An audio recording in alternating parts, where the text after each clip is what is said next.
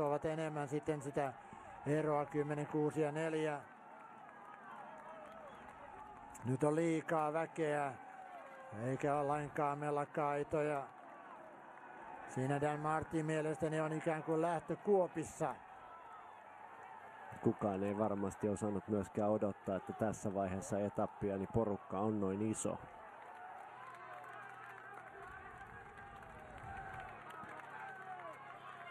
Quintana on niin vaavanoloinen. Ei ole suuria eroja kenellekään. Nyt Valverde on vähän siellä kauempana. Tuossa heti Fabio Aron perässä. Helpolla ei tunnu pääsevän myös Chris Froome. Tuo hänen järkyttävän näköinen ajotyylinsä, mutta järkyttävän tehokas se on myös.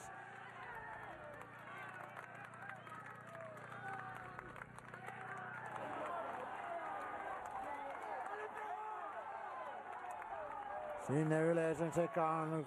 Toivottavasti nyt annetaan kuitenkin työrauha näille.